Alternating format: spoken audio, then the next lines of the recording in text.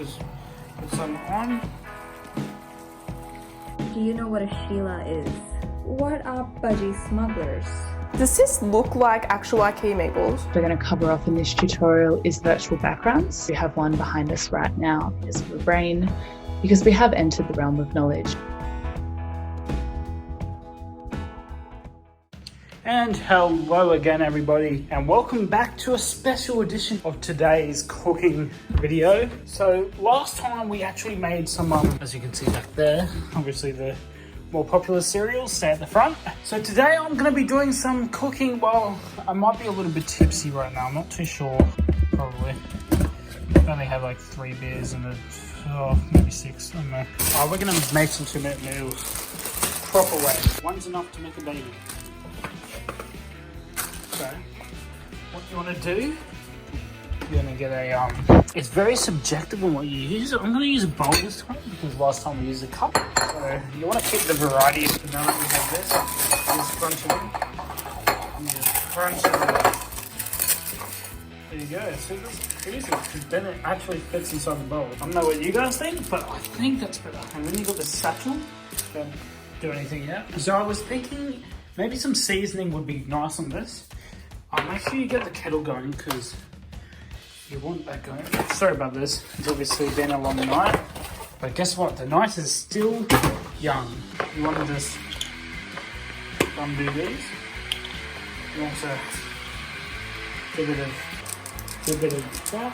Put some pepper in for some more flavour. Do I get some of the sourdough bread? Sourdough is very good for dipping. I've noticed over the years. Got that. What else do we need? Some shapes.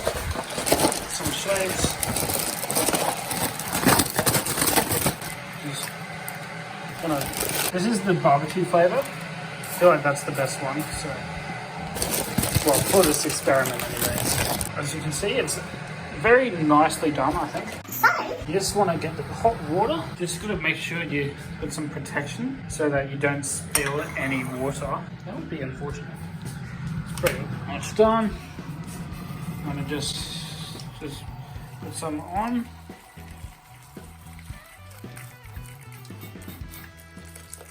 I think that's pretty good. We just need a fork. So you just go to the fork and you start mixing around. What we're going to do is we're actually going to grab the sourdough. We're going to put that on top. Make sure always clean up just after yourself, otherwise the mother will get angry. So we're just going to wait for a little bit, so we'll just stand here looking at this for a while. We've got a little bit of a problem. I did actually just remember that I think I just had, hold on, how many drinks did I have? So either 10 beers or 6 beers and 3 shots. I'm not too sure. 3 shots of the vodka. Let's see if we have any. Some chicken. Iced tea is the bomb. Pickles? Pickles can be for the next video. I'll do something interesting with pickles if I get a comment. Just one comment is all it takes. Okay, so with our fork, we're just going to mix them in a bit. Just going to start putting the flavouring in. Don't drop it in. Just look at that yellow stuff coming through. Mix those flavours in together. All that juice in. Looks nice and good and ready to eat. I'm pretty sure Gordon Ramsay would be proud of this. What you do when you're done? Get the sourdough on the plate and then you just dip it in. Now that's what I call a good meal. See you guys. Bye. Hey guys, I'm Ishita, and if I look sleep deprived, it's because I am. Anyway, I am Indian, so this is a brown girl's take on Australian slang. The most fun part is trying to figure out their slang. We all know the basics, of course. Arvo is afternoon, brekkie is breakfast, ta is thank you, Macca's is McDonald's. What does a bit dusty mean? Sleepy, hungover, on drugs. I have to go with sleepy. Hungover. Ooh, chokers. Is it chokers or chokers? I can't figure it out for my life. Chokers is chocolate bars. No? Full to the brim? Do you know what a Sheila is? A person who's not very bright, a generic term for women, a woman you respect and admire. A person who's not very bright? No? A woman you respect and admire? What does it mean to be flat out like a lizard drinking? Busy, there's blackout drunk, and then there's exhausted. I know that's blackout drunk. No? Busy? What are budgie smugglers? Shoplifters, men's swim trunks, acrobatics tricks. I think it's the men's swim trunks. Yes! What is a dunny? A toilet, a finished product, a dumb bunny. Oh my god. What is up with you guys? A toilet? No. A dumb bunny. No? A toilet. What does it mean to be chuck-a-wee? Chuck-a-wee? Vomit, play horseshoes, make a U-turn. Make a U-turn because I know that there's a U in there. Yes, there's a U in there, so yeah, U-turn. If someone says, let's crack a tinny, what are they going to do? Open a can of milk, open a can of beer, open the sunroof on the car, open the race. Crack a tinny? I think it's a can of beer. Yes. Why do I know that? I don't know. I enter a bottle shop. What am I here to buy? Alcohol, perfume, antique bottles, a medicine. Alcohol. If someone tells you to give them a fair suck of the salve, I have no clue. The options are to share the beer, to raise your voice, to help them pay for something, to shut up and listen. Fair suck of the salve? To share the beer? To shut up and listen. So what's my final take on Australian slang? I love it.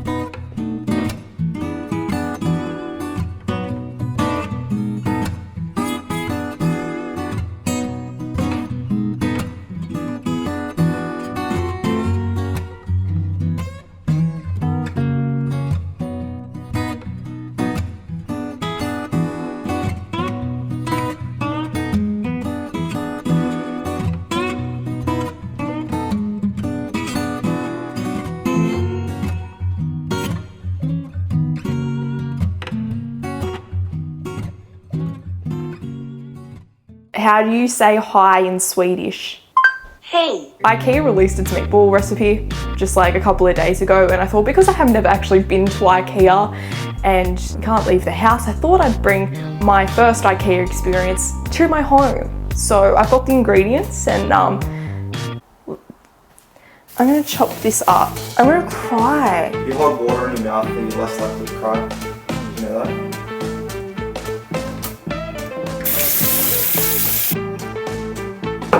I drunk it immediately.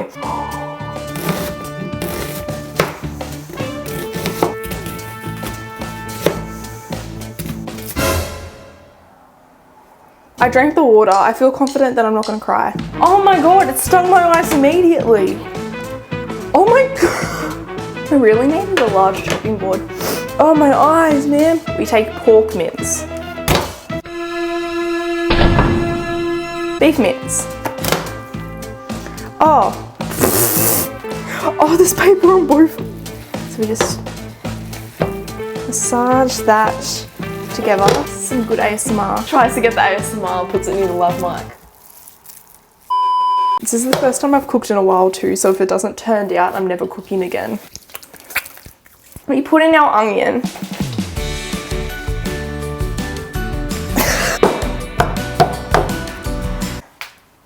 They wanted one fresh garlic, but garlic is something that you know, measure with your heart.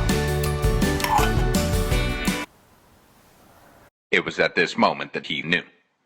Oh my god, I didn't need all that pork in there. I didn't need... Damn, I feel really defeated right now. I'm still on step 1. There's a kilo of meat in here. Yeah, so you just stick a quarter of Do you realise there's only 2 of us? So these are my balls. So we're browning these bad boys before they go in the oven. This is hot. This is cold. We're heating it up. Oh, I didn't expect that to be like...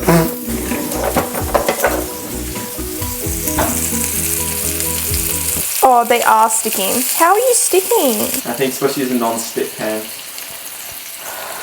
In a frying pan. Ow! We're starting again. These better not stick this time. That one's breaking apart because there's just too much onion. Okay, I feel better about that. Okay, they're working now. That's awesome. I have discovered something, and not only do myself and Jacob not like onion, but apparently the meatballs don't like onion too because it's spewing everywhere. So these are my balls again, only burnt. And now these need to go into the oven on between 160 and 180 degrees Celsius, and they're meant to go in there for 30 minutes. Meatballs are in the oven, so we're starting with the sauce now. It said 40 grams of butter, 40 grams of flour. Something tells me this is not right. It's turning into more of a cookie. How do you open this thing? Oh no, this is not great. That's not what I'm looking for. The heat from the kitchen is like, my hair looks so gross. Add 2 spoons of soy sauce. I love the spout on this. Like, this was such an adult thing to get excited over in Coles today.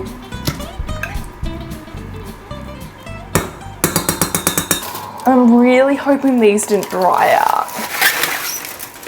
Oh. They don't look that bad. Does this look like actual IKEA meatballs? This is my meatballs.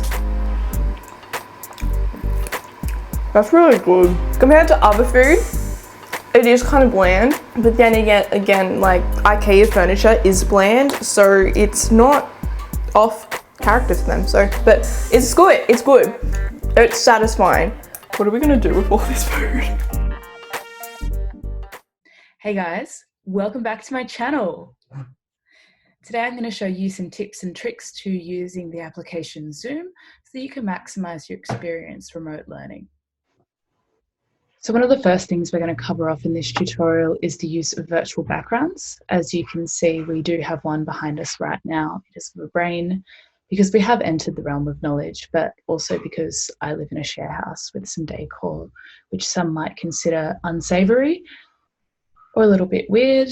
And if your house is similar, it might be a good idea to start thinking about a virtual background as well. So the way we're going to do that is go to Preferences at the top left-hand corner of the screen. This beautiful box comes up where you will click Virtual Background. They do supply some options, but I recommend a custom-made one. This is one of myself hacking the Zoom system.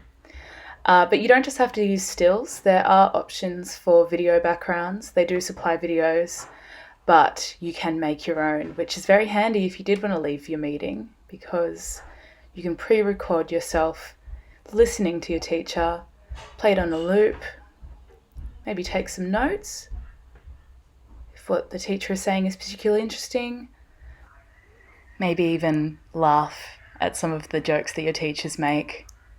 Definitely score some brownie points there. Another setting that Zoom has, and as you can see I already have it on, is a touch-up setting. Again, at the top left corner, you're going to go to Preferences. you're going to click on video and you're going to find the touch-up setting. Make your skin beautiful and clear, which is a really important tool as a journalist. It's always great to look your best. See, now I look so ugly because I've just taken the setting off. Oh no. Once we put it back on, that's great. It's really good skill to have if you want to look just like me. Now I want to talk about some software that you can download. It's an application called Crisp, and it's basically designed to take out unwanted sounds, both input and output. So you can fiddle with it a little bit. It's just a downloadable application. And it's just to kind of remove background noise and ambient sounds. So this is what it sounds like with, and this is what it sounds like without. So when you're doing some really hard-hitting journalism, it is nice to know that you have great sound. So now I want to talk about the mute and unmute setting on Zoom. So as you know by now, it's common courtesy to have your mic turned off. But when you need to turn it on quickly, oh no, it can be so hard sometimes to find that icon. It can be so inconvenient, and you lose so much time looking for it and using the trackpad. It's just an all-round bad choice. The better choice is to just use your spacebar. It's just so clean, it's so easy, it's always easy to find, you know, right where it is. Really makes for a slicker Zoom meeting. We're going to talk about terrorism now and people joining Zoom meetings and maybe compromising your security. All you have to do is go into your settings, and it automatically does have passwords now because of the terrorism that's been happening, and that password is something you can switch on and off and change as you wish. So that brings me to the end of our tutorial. Thank you so much for watching. Don't forget to like, comment and subscribe. This is Mia Hull reporting UOWTV Multimedia.